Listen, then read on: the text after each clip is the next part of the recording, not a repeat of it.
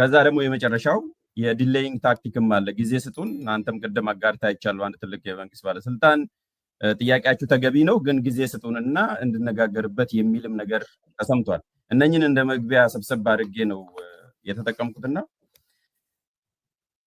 አቶ ጀዋርን ይሄ ጉዳይ ለምን አገባው? ምን ያገባዋል? ምን ይመለከተዋል? ከዛ ብንጀምር ጥሩ ነው። ለምን ይሄን ጉዳይ ሲሪየስሊ ያስከው? ለምን ተከታተልከው? ለምን አገንዳረከው? ያ ሀሳብ በተደጋጋሚ ከመንግስት ደጋፊዎች ሲቀርብ አይቼዋለሁ። የማደናገሪያ ወይም ደግሞ ስላልገባቸው ነው። ብዙ ምክንያቱም መደርደር ይቻላል። ከነሱ ውስጥ አንዱ እንደ ፖለቲከኛ እንደ ፖለቲካ አመራር በሀገር ዜጎች የሚነሳ ጥያቄ የሀገር ዜጎች ሮሮ ማሰማት ኃላፊነቴ ነው። ኢትስ ማይ ጆብ ዲስክሪፕሽን። የጤና ባለሙያዎች፣ ሾፌሮች፣ ገበሬ፣ ነጋዴ፣ ማንኛውም ማህበረሰብ የሚያነሳውን ሮሮ እየደረሰበት ያለውን ችግር ድምፅ ሆኖ ከፍ ማድረግ፣ መቃወም፣ አጋርነት ማሳየት ኃላፊነቴ ነው። አለበለዚያማ ከኖቤ ፖለቲሽን ኢትስ ማይ ጆብ አስ ፖለቲሽን ያ ግልጽ ሊሆን ይገባል። ሁለተኛው በተለይ ደግሞ ይሄ ከጤና ባለሙያዎች ጋር ተያይዞ የሚመጣው ነገር እንደ ዜጋ እንደ ወንድም አሁን ደግሞ እንደ አባት ይመለከተኛል። ሞገስ እነዚህ ጤና ባለሙያዎች እኮ ምን አይነት ሰዎች ነበሩ? በትምህርት ቤት እኮ ከኛ ጋር ሲማሩ ቆቅ ሲባሉ የነበሩ ከአጠቃላይ ከአንድ እስከ 3 ሲወጡ የነበሩ በተፈጥሮ ብሩህ አእምሮ ያላቸው በከፍተኛ ደረጃ የሚሰሩ ጠንካራ ተማሪዎች የነበሩ ልጆች ናቸው። ዝም ብሎ ማንም ሰው ሐኪም አይሆንም እና ቤተሰብ እኛም ሆነ ልጆች ሆነን በዓለም ላይ ዙሬ በሄድኩበት አካባቢ ልጄ ሲያድግ ዶክተር እንዲሆንልኝ ነው የምመኘው፣ ሐኪም እንዲሆንልኝ ነው የምመኘው፣ ዶክተር እንዲሆንልኝ ነው የምመኘው የሚል የቤተሰብ ምኞት ነው። it is the aspiration and dream of parents። እኔ እንደ 3 ልጆች አባት my aspiration as well። የኔ ልጆች በትምህርታቸው ኤክሴል አድርገው ፕሮፌሽናሊ የገቢ ገንዘብ ብቻ አይደለም ከፍተኛ ክብርና ስም ያለው ሙያ እንዲኖራቸው ነው ፈልገው። ስለዚህ የሀገራችን ሐኪሞች የሀገራችን ቤስት ኤንድ ብራይትስት የሀገራችን የምጡቅ አእምሮ ባለቤቶችና በከፍተኛ ደረጃ ተክተው የሚሰሩ ተማሪዎች ለ20 እና ከዛ በላይ ዓመታት በትምህርት ቤት ቆይተው በየደረጃው አንደኛ፣ ሁለተኛ፣ ሶስተኛ እየወጡ እንቅልፋተው እዚህ ደረጃ ከደረሱ በኋላ ሲዋረዱ ሲናቁ ሳይ የልጆችንም የወደፊት ሞራል የሚጎዳ ስለሆነ ይሄንን በመታገል እንደ ቤተሰብም የሚመለከተኝ ነው። በያ ደረጃ ደግሞ የፖሊሲ ጉዳይ በዓለማችን ላይ የጤና ጉዳይ ሄልዝ ኬር የፖሊሲ ዋናው መከራከሪያ ጉዳይ ነው። ሀገራችን ውስጥ የፖለቲካው መበለሻሸቱ ስለበዛና የመገዳደልና የአምባገነን ፖለቲካ ስለበዛ እንጂ ለአንድ ሀገር የፖለቲካ ክርክርና ንትርክና የፖሊሲ ክርክር ዋና ከሚባሉ ነገሮች ውስጥ አንዱ የጤና ጉዳይ። በተለያዩ ሀገሮች ስታይ የፖለቲካ ፓርቲዎች የሚወዳደሩት በጤና ላይ ባላቸው ፖሊሲ ነው። ምክንያቱም ጤና ማለት እያንዳንዱ ቤተሰብ ጉዳይ ነው። ጤና ማለት እድሜ የማይገድበው ገቢ የማይገድበው ወሳኝ የሆነ የፐብሊክ ፖሊሲ ጉዳይ ነው። ስለዚህ እንደ አንድ የፖለቲካ አመራርና እንደ አንድ ፖለቲከኛ በጤና ጉዳይ ላይ ሀሳቤን የማልሰጥ ከሆነ በስራዬ ሰነፍ ያለው ስራዬን እየሰራሁ አይደለም ማለት ነው። ይሄ ነው ለምን ነው ሰዎቹ የመንግስት ሰዎች የሚያነሱት በተለይ ከላይ ያሉት ሳይቁት ቀርተው አይደለም። ጉዳዩ በጣም አንገብጋቢ እንደሆነ ጥያቄው ቅቡልነት ያለው ሌጂቲሜት በመሆኑና እንደኔ ያለን ሰዎች ደግሞ ባለን ተሰሚነት ባለን ሚዲያና ሚዲየም ሰፋ አድርገን የምናቀርበው ከሆነ ድምፁን የምናጎላ ከሆነ ጫናው ይበረታል ብሎ ስለሚያስቡ ነው። በጣም ጥሩ። ምናልባት ቅድም ያሳየነው ቪዲዮ አንተ ስላጋራን ብቻ አይደለም በሜንስትሪም ሚዲያ አሁን ቅድም በዶች ቬሌ ላይ ነው አማሪክ ላይ ነው ሲተላለፍ የነበረው። እሱ ነው አንተ ስትናገር ሳሳየም የነበረው። ሰዎቹም እንዲያውቁት ጥያቄያቸውን አርቲኩሌት ያደረጉት ራሳቸው ናቸው። ሜሴጅም ልከውልናል። ጥያቄዎቻቸውም የሚታወቁ ናቸው ያደሩም ናቸውና ይሄም በደንብ ግልጽ መሆንም ስላለበት ነው። ከዛ ውጪ የተወሰኑ ኮሜንቶችና አስተያየቶችም እየተሰጡ ነው። እሱን አድሬስ አድርገን እንድንመለስ ፈልጋለሁ። የተወሰኑ ፎቶዎችን ላሳይና አንተ ገጽ ላይም አንዳንድ ቦታ ላይም እየተከተልኩ ያየዋቸው ነገሮች አሉና ልክ ለጥፋ 10 ሰከንድም ሳይሆን ለምሳሌ ይሄንን እንያቸው። ምን ይላል? የተከበረውን የሕክምና ሙያን ለፖለቲካ ሸቀጥ እና ንግድ አሳልፎ እየሰጡ ያሉ አንዳንድ ህሊና ቢስ የጋውን ቁማርተኞች በቃችሁ ሊባሉ ይገባል ይላል እና ቀጥታ ከጀዋር መሐመድ ትዕዛዝ በመቀበል እና የሕክምና ሙያን ለፖለቲካ ትርፍ ማግኛ ለማድረግ አመፅ ለመቀስቀስ የሚሞክሩ አሉ የሚል አንድ ነገር አይቻለው። ይሄ አንድ ብቻ አይደለም፣ ፓተርን አለ፣ የቶኪንግ ፖይንት የሚያስመስል ነገርም ሌሎችም አሉ። ለምሳሌ ይህንንም እኔ አንድ ላይ እንድትመልሰው። ይህም ምን ይላል? የተከበረውን ሙያ ለፖለቲካ ንግድ ይላል። ይህም ራሱ ተመሳሳይ ይቀጥላል። አንድ እንደገና ሶስተኛ ልጨምርልን። ይሄኛው እንደገና ደግሞ ይሄም እንደዚሁ በተመሳሳይ ይሄም እንደምታየው ጽንፈኝነት ይውደም ይላል። የጤና ባለሙያ ጥያቄና ጽንፈኝነትስ ምን አገናኘው? ይሄ ሶስተኛው ጽንፈኝነት ይውደም ይልና ያንተ ፎቶና ከዛ በኋላ የተከበረውን የጤና ሙያ ለፖለቲካ ንግድ ማድረግ ይብቃ፣ ጽንፈኝነት ይውደም ይላል እና እነኚህ እንደማሳያ ነው የወሰድኩትና ምንድነው መልእክቶቹ? ከጽንፈኝነት ጋር ምን አገናኘው? ከፖለቲካ ንግድ ጋር እንዴት አድርገው ነው ያያያዙት? ጀዋር ምንድነው መልእክቱስ? ይኸውልህ ሞገስ፣ ይሄ ጥያቄ ይሄ የጤና ባለሙያ ጥያቄ ባለፈው 2 ቀናት ባለፈው ወር የተነሳ አይደለም። ወደኋላ ልውሰድህ። አብይ ወደ ስልጣን እንደመጣ አካባቢ ይሄ ጥያቄ በጣም ከዛ በፊትም ራሱ በኢህአዴግ ጊዜም ሲነሳ የነበረና አብይ ወደ ስልጣን ከመጣ ወዲህ የጤና ባለሙያዎችን ሰብስቦ ውይይት ሲያካሂድ ትዝ ይልሃል። የጤና ባለሙያዎች የአስተዳደራዊ በደል፣ የክፍያ ማነስ፣ ሌሎች ጥያቄዎችን አንስተው ሮሯቸውን ማሰማት ከጀመሩ ውለው አድረዋል። ለአመታት ቆይተዋል። ምናልባት ባለፉት 7 ዓመታት ሳያቋርጥ ሲነሳ የነበረ ጥያቄ፣ ኮንሲስተንትሊ ሰስቴነብል በሆነ መልኩ ሲነሳ የነበረ ጥያቄ ኢትዮጵያ ውስጥ ካለ የጤና ባለሙያዎች ጉዳይ ይመስለኛል። ኢትኖ ፌር የጊዜያዊ ፖለቲካ ምናምን የሚባለው ነገር ኢትኖ ፌር የዛ ጊዜ ተሰብስቦ የተገባላቸው ቃል ነበር። አሁንም ጥያቄያቸው ራሱ ፕሌተር ሐኪም አይደለም። የሐኪሞችን ሮሮ ማሰማት ግን እንደ ፖለቲከኛም እንደ ዜጋም ኃላፊነት ስላለብኝ ነው። ሌሎችም እንደዛ እያደረግን ያለው ይህን ጥያቄ አንስተው አርቲኩሌት ያደረጉት የጤና ባለሙያዎች ናቸው። የዛሬ ወር አካባቢ ገና ይሄ ነገር ሲነሳ ተሰሚነት እንዲያገኝ ልናጎላላቸው ሞክረን ነበር። በመካከል ደግሞ የሆነ ድርድርም ንግግርም አለ ስለተባለ ያን ላለመረበክና ምናልባት ቀላል ነገር አይደለም። እነኚህ ባለሙያዎች ወደ ኋላ ላይ የምንወያይ ይሆናል። እነኚህ ባለሙያዎች ወደ ስራ ማቆም አድማ ከሄዱ የሚመጣው በመንግስትና በተለያዩ ጉዳዮች ላይ የሚመጣው ጫና ቀላል ነገር አይሆንም። ወደዛ እንዳይሄድ ምናልባት ተደራድሮ መነጋገር ከቻሉ እስቲ የጥሞና ጊዜ ይሰጣቸው በሚል ረጋ አድርገው ነበር። አሁን ግን ወደ ማስፈራሪያ ለማፈን የተለያየ እርምጃ መውሰድ ሲጀምሩ ነው ማስተጋባት ጀምረው። በነገራችን ላይ ይሄ ኦፊሻሊ እየቀረበ ያለ እኮ ነው። የኢትዮጵያ የጤና ባለሙያዎች ማህበር በህግ ተቋቁሞ ሀገር ውስጥ ያለው በግልጽ እኮ እየመራው ያለና እያስተጋባው ያለው ጉዳይ ነው። እኛ እንደ ዜጎች እንደ ፖለቲካ አመራሮች ባለን ተሰሚነት ባለን ሚዲያ ተጽዕኖአቸውን ጥያቄያቸውን እንዲጎላ የማድረግ ስራ ነው እየሰራን ያለ ነው።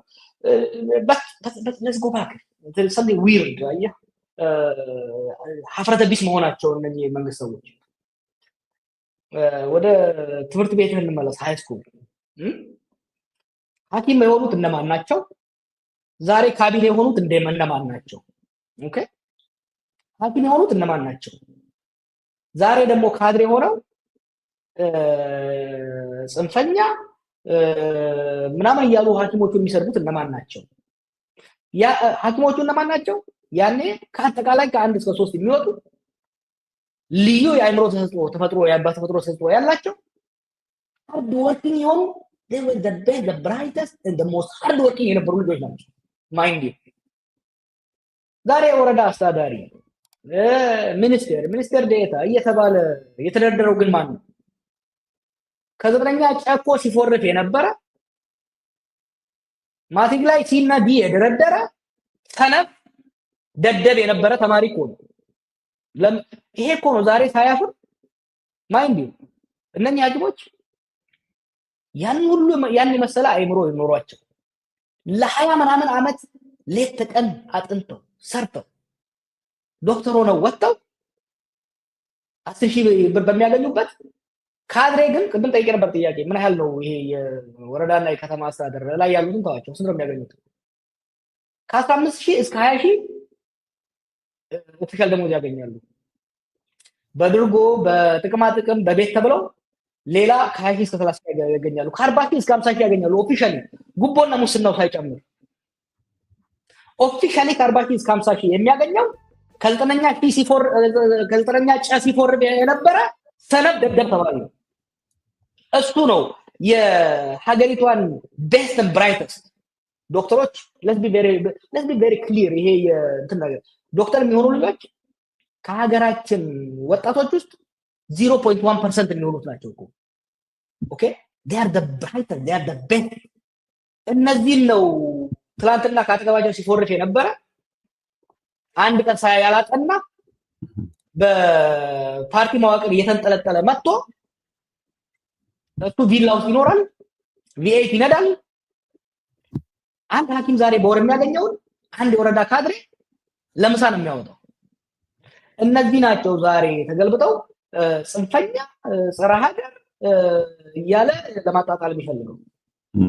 እንደውም ፊት ለፊት ያለውን ሼር ያደረኩት ከደሞዝ ጭማሪና በኋላ በተለይ ይሄ ባለፈው የካረንሲ ዲቫሉዌሽን ከመጣ በኋላ ነው የሚያሳየው። ይሄው እንግዲህ እነኚህ እንዳለ በቀይና ከዛ በታች ያሉት ከነበራቸው ደሞዝ ኢቭን ደሞዝ ተጨምሮ እንኳን ከተጨመረ በኋላ ምን ያህል እያሽቆለቆለ እየሄደ መሆኑንም ነው የሚያሳየውና ከዛው ተልኮልኝ ነው እያሳየው ያለሁት። ምናልባት በኤቪደንስም በደንብም እንዲታይ ነው። ቅድም አንድ ነገር አስታወስከኝ። ምን አይነት ሰዎች ናቸው አሁን ጽንፈኛ አገር አፍራሽ እያሉ ለማሸማቀቅ የሚሞክሩት የሚሳደቡት? እንዳውም ጥሩ ስም ወጥቶለታል። በአማርኛ አላቅም፣ ፋርሴቡላ ብለውታል በኦሮምኛ። እነኚህ ፋርሴቡላዎች አውርቶ አደር አድንቆ አደርም አጨብጫቢ ቤዚካሊ ብቻ ፋርሴቡላዎች ናቸው የሚሳደቡት። እነኚህ ፋርሴቡላዎች መንገድ ዳር ላይ ሸለቆ ጠብቀው በቢላዋ እንወጋሃለን ካላስኮረጅከን ሲሉ የነበሩ ሰዎች አይደሉም እንዴ? እኛን ደብተር እየቀሙ ሲደበድቡ የነበሩ ሰዎች አይደሉም? የእውቀት ማጅራት መቼዎች አልነበሩም? የእውቀት ማጅራት መቲ በላቸው። እነኛ ሰዎች እኮ ናቸው ዛሬ የስድስተኛ ክፍል ሽፍታ ሆነው ፊት ለፊት ሆኖ የዶክተሮችን 10 እጥፍ 50 እጥፍ ወይም 2,000% 3,000% እየበላ ስንል ደግሞ ዲዘርቭ አድርጎ ሰርቶ አይደለም ከሀገሪቱ ሀብት በዝብዞ ነው። ይሄ የክላስ ትግልም ነው። ባይዘው አሁን ለዛሬው እዛ ውስጥ አንገባም። አንድ ነገር ጀዋር ከተላከልን ልንገርህ። ድሮ ህልም ስንጠየቅ አለ ዶክተር መሆን፣ ኢንጂነር መሆን፣ ኢቭን መምህር መሆን እንል ነበረ አለኝ አንዱ በድምጽ የላከልኝ በጽሁፍ የላከልኝ ላይ። ዛሬ ላይ ምንድነው ህልም ምንድነው ተብሎ ቢጠየቅ ምን ህልም ይኖረኛል? ምክንያቱም አላልምም፣ ምን ጊዜ ኖሮኝ ነው የማልመው የሚል ነው የጻፈልንና እንዴት ነው የምታየው? ዛሬ አላልምም ጭራሽ ዶክተር መሆንን፣ ኢንጂነር መሆንን፣ መምህር መሆንን ማለም ትተናል የሚል ነው የሰማነውና ይሄ ምንድነው የሚያስረዳን ከወደፊት ሀገር ግንባታ ጋር ተያይዞ? ይኸውልህ ግን ቬሪ ኢምፖርታንት በተለይ ህዝባችን በደንብ እንዲያዳምጥ ፈልጋለሁ። ፈጣሪ ለአንድ ሀገር ምጡቅ አእምሮ ያላቸውን የተወሰኑ ሰዎች ነው የሚሰጠው። አስፒሬሽን ለሌላው ማህበረሰብ አስፒሬሽን እንዲሆን ነው የሚሰጠው። በዓለማችንም ላይ ዶክተር የሚሆኑ ሰዎች 0.01% የሚሆኑ ናቸው። እኔ በብዙ ሀገር ዞሬያለሁ። ሰዎች ዶክተር እንዲሆኑ ልጆቻቸው ዶክተር እንዲሆኑ የሚፈልጉ ለገሪ ብቻ አይደለም። ኢትስ ስታተስ ሲምቦል፣ ኢትስ ሲምቦል ኦፍ ኤክሰለንስ። ልጄ ዶክተር ነው ሲባል ሀብታም ነው ማለት ነው። ሀብት እኮ በንግድም ይሰራል ሰው አይደል? በሌላ ይሰራል። ልጄ ሂዝ ብራይት፣ ሂዝ ስማርት፣ ሂዝ ጂኒየስ ማለት እኮ ነው። እነዚህ መንከባከብና የሀገር ገቢ ትልቅ ካልሆነ በተመጣጣኝ ክፍያም አድርጎ ግን ክብር ሲገባቸው ካድሬ እያሰማሩ ለማጣጣል ለማዋረድ መሞከር ውድቀትን የሚያሳየው ኢንፋክት ሊገርመን አይገባም። ምክንያቱም አሁን ያለው ከአብይ ጀምሮ ያለው ስብስብ ጸረ ምሁር ነው፣ ለእውቀት ያላቸው ጥላቻ። ምክንያቱም የራሳቸውን ድክመትና ድግድብና ሪፍሌክት ስለሚያደርግ ለእውቀትና ለአዋቂ ያላቸው ስቴትመንት ግልጽ ነው። ህዝባችን ለምን ግን እንደዛ አልካቸው ጀዋር? ይሄን ያልከው 3 ዓመት ሆኖታል።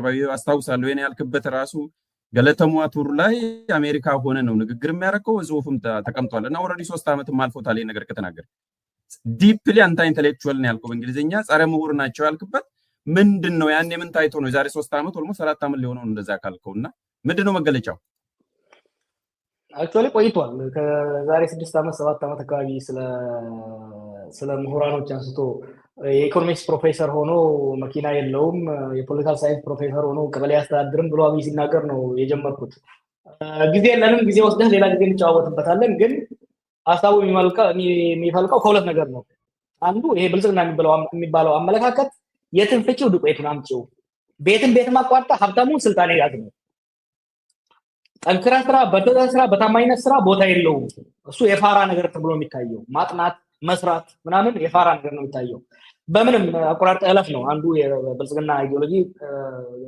መመሪያ እሱ ነው ሁለተኛው ስብስቡ ይሄ ከኦፒዲዮ በአዴን ምናምን የተሰበሰበው ምን አይነት ሰዎች እንደሆኑ ቅድም ያልናቸው ስለምናቃቸው ቆቅ የሆነውን ተማሪ ሲያዩት ሃይስኩል ጎበዝ ተማሪ ሲሆን ሲያስታውሱት የራሳቸውን የበታችነትም ይሰማቸዋል there is a complicated issue አለ የኢንተሌክቹዋል ምንጩ ዋናው ይሄ ሁለቱ ነው ግን በዛ በቂ አይደለም አሁን ምንድነው ህዝቡ ውስጥ ይሄ አይነት ውይይት ከተነሳ የነሱ ድክመትና አንፌር የሆነው የገሪ ብቻ ሳይሆን የስታተስ አሎኬሽን ለህዝብ ውይይት እንዲቀርብ አይፈልጉም አይምሮን መምታት ይፈልጋሉ አብይ ተነስቶ ፕሮፌሰሩ እንደዚህ ቀበሌ ያላስተዳደረ ኢኮኖሚስት ሆኖ መኪና ያለያዘ ሲል ጭንቅላትን መጥቶ ለውቀት ቦታ ህዝቡ ለውቀት ቦታ እንዳይኖረው ለአጭበርባሪዎችና ወሮበሎች ብቻ ስታተስ እንዲሰጠው ህዝቡ ውስጥ እንዲሰርጽ ይፈልጋል እንዳልኩ ይሄ ሰፊ ስለሆነ ብዙ ነው ሌላ ጊዜ ግን ቀጠሮ ያዘና I want to discuss about this historically the history of knowledge there is history behind where this thing came from በጣም ወሳኝ ስለሆነ ነው ከዚህ በፊትም ቀድሜ ስከታተለው ስለነበረ ነው ከአንደኛው ደግሞ የመጣ አለ ከፋርሴቡላ ምክትል ሊቀመንበር የተላከልን ነገር አለና ካሁን በኋላ ቀጥዬ አንድ ወሮበላም ምንም በለው ፋርሴቡላ ናቸው ለዛሬው ፋርሴቡላ በሚለው እንሂድ ከፋርሴቡላ ማህበር የተላከላና አንድ ኮሜንት ምንድነው የሚለው ምን መከላከያም ህይወቱን እየሰዋ ምንም እኮ አልጠየቀም ዋጋ እየከፈለ ህይወቱን እየሰጠ ምን ጠየቀ መከላከያ ሳይጠይቅ እናንተ እንዲህ መሆናችሁ ምንድነው ምን የተለየ ነገር አለ የሚልም ጥያቄ ቀርቧልና መከላከያ በምን መልኩ ነው አንደኛ ኔቸሩ የሁለቱ ጉዳይ ይገናኛል ወይ ሁለተኛ ጥያቄው መከላከያ ሲያቀርብ በምን መልኩ ነው ሊያቀርብ የሚችለው ማቅረብ ሲፈልግ ዛሬ ቀኑ ሙሉ ሳስተናግድ የነበረው ሁለት አይነት ጥያቄ ነበር በአብዛኛው ሲቀርብ የነበረው እንዴ ሐኪም ብቻ እኮ አይደለም መምህሩም ፖሊሱም ኢንጂነሩም የቢሮ ሰራተኛውም በሙሉ የሚደርሰን የምናገኘው ደሞዝና የምናወጣው ወጪ አልተጣጣመም ሁላችንም መታገል አለብን ለሁላችንም ህዝብ መሆን አለባቸው የሚል ነው አንዱ ሁለተኛው ደግሞ አንተ ያልከው አይነት ህይወቱን ለሀገር የሚገብረው መከላከያ ራሱ ጥያቄ አላነሳም ነው እውነት ነው መከላከያ ህይወቱን ለሀገር እየገበረ ነው መስዋዕትነት እያደረገ ነው ያለው የመከላከያም አስፈላጊ ደሞዝ ጭማሪ ያስፈልገዋል ግን be careful what you wish for ለብልጽግናዎች ምለው be careful what you wish for እነዚህ ምስኪን ዶክተሮች አይምሮአቸውንና ጋውናቸውን ለብሰው ነው እየጠየቁ ያሉት ጥያቄያቸው ወታደር ጋር ሲደርስ ግን በምን እንደሚጠይቁ ታውቀዋለህ በምን እንደሚያናግሩ ታውቀዋለህ አይነጋ መስሏት እንደተባለው ነው የማይደርስ መስሏቸው ነው ይሄ መንግስት ድሮም ድሮ ነው አሁን የአይኤምኤፍን ስትራክቸራል አድጀስትመንት ከወሰደ በኋላ ከህዝቡ ላይ የሚሰበስበው ገንዘብ ዘረፋ ግብር ጨምሯል በኮሪዶር እያለ በተለያየ መልኩ ግብር እየተሰበሰበ ለካድሬዎቹ እና ለውጭ አበዳሪዎቹ ይሰጣል በተቃራኒው ደግሞ ጥረው ግረው ለሚሰሩት ደሞዝተኞች ሐኪሞችም ሆኖ መምህራንም ሆኖ ወታደሮች እኮ እየጠየቁ ያሉት የደሞዝ ጭማሪ እኮ አይደለም ማስተካከያ እኮ ነው ቤዚካሊ እያሉ ያሉት ምክንያቱም አምና ለምሳሌ 10,000 ብር ደሞዝ ቢኖር $500 ሊሆን ይችላል አምና። ዘንድሮ 250 ነው፣ ወርዷል። የለም ዲፕሪሼት አድርጓል ብሩ ማለት ነው። ነው ቅድም ያሳየሁት እሱ በጣም ወርዶ በጣም ዲፕሪሼት አድርጓል። የቤት ኪራይ ጨምሯል፣ ትራንስፖርት ጨምሯል፣ ሁሉም ነገር መብራት ጨምሯል። የመንግስት ምስሉ መብራት ጨምሯል፣ ውሃ ጨምሯል፣ ሁሉም ነገር ጨምሮ ሳለ ደሞዝን አስተካክሉልን የብርን ዲፕሪሺየሽን ራሱ ማት የሚያደርግ ጨምሩልን ነው እየጠየቀ ያለው። ይሄንን ለማፈን እያደረጉ የሚያላግጡት ሐኪሞችን አሁን ይሄን የሚያደርጉት ለምሳሌ ከመከላከያ ጋር የሚያመጡ ለምን እንደሆነ ታውቃለህ? መከላከያን በእነኚህ ምስኪን ዶክተሮች ላይ ለማዝመት ነው። ነው ጥያቄ። የኔ ማስጠንቀቂያ ቢ ኬርፉል ዋት ዩ ዊሽ ፎር። እነዚህ ሐኪሞች ነጭ ጋዋን ለብሰው የሚጠይቁት ጥያቄ በክብርና በሚገባቸው ክብር መመለስ ካልተቻለ ወታደሩን ጋር መድረሱ አይቀርም። ወታደሩ ጋር ሲደርስ ግን ጥያቄው በወረቀትና በጋዋን እንደማውም ሊያውቁ ይገባል። ጥሩ። እስቲ በየመሃሉ ደግሞ ከአድማጮች የመጡልንን ሼር እያረኩኝ እያሰማው እንድንሄድ ነው ሰዓታችን እንድንጠቀም። እስቲ አሁን ደግሞ አንዱን አሰማሃለሁ፣ መልሼ ደግሞ ወደ ራሴ መመለሳለሁ። በመጨረሻ ወደ ስልኩ እንሄዳለን እንደተባባል ነው። እስቲ አንዴ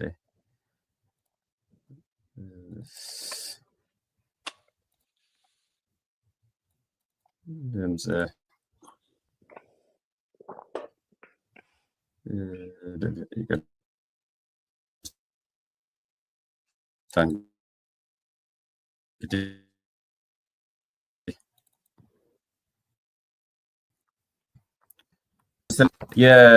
የኔን አንድ ጥያቄ ከደረሰን ልጠይቅ እስከዛ እንትሩ እስኪዘጋጅ ድረስ።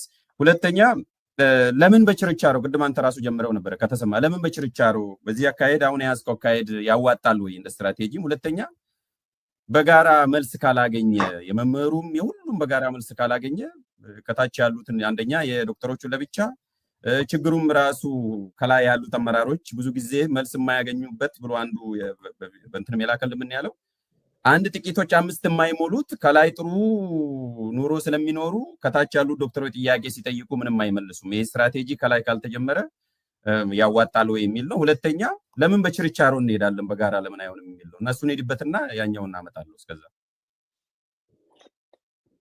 አይ ቲንክ ሁሉም በየፊናው ችግሩን መናገሩ ሁሉም በየፊናው እንደ ግለሰብ እንደ ፕሮፌሽንም እንደ ቡድንም እየደረሰበት ያለውን ሮሮ እየደረሰበት ያለውን በደል መናገሩ ጥሩ ነው። ተጨማምሮ